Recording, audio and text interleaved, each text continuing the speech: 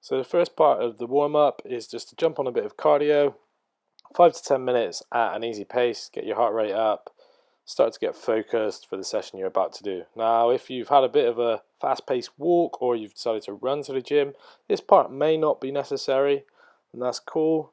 But if you've been sitting down at a desk all day or something like that, it's quite nice just to wake you up a little bit.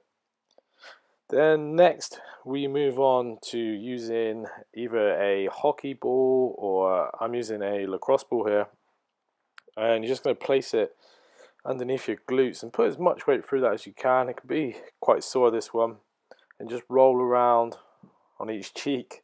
Try not to lose the ball, and spend roughly 30 to 60 seconds depending on, you might find some sore spots and you may spend a little bit longer on those. And the next one that we go to is some foam rolling. Now, I did go through a period of not actually using a foam roller and seeing if I notice any difference, and the answer is I still don't really know. But I think that I feel better when I foam roll. I don't feel as stiff. I feel a little bit more mobile going into the session. So I've started, I've reintroduced it back into the warm-ups, and I do like doing it. Here I'm just working through the front of the thighs, then opening up to get inside into the adductors, and then working on the outer thigh as well. Then we spin ourselves round, work through the upper back, so the thoracic area. Now, if you get a few clicks here, that's okay, it's perfectly normal.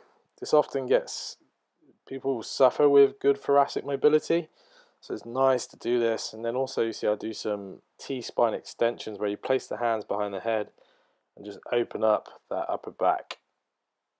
Then the next one that we move on to is a kneeling hip flexor stretch with the rear foot elevated.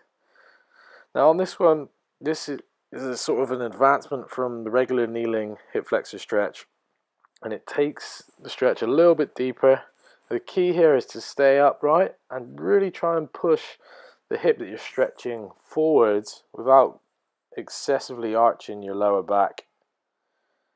And here we just use some mobilization, so just rocking back and forth, finding the tight spot, holding for a couple of seconds, and then coming back out, and then repeating that.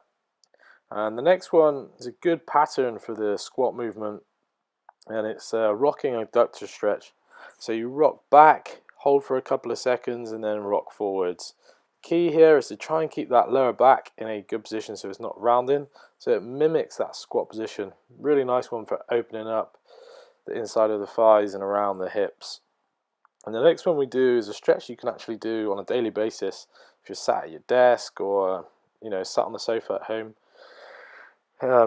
This stretches the hip internal rotators that often become quite tight, particularly if you do a lot of squatting and things like that.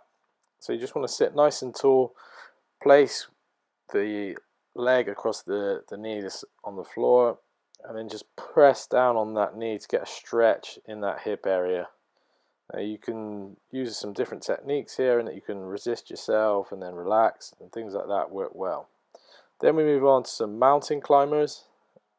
These are quite a popular exercise as they hit quite a few things at once. So we get some ankle mobility in there, we're getting the hip stretch, the hamstrings, the hips, and if you focus on lifting the chest up as well, we also get, again, that T-spine extension there.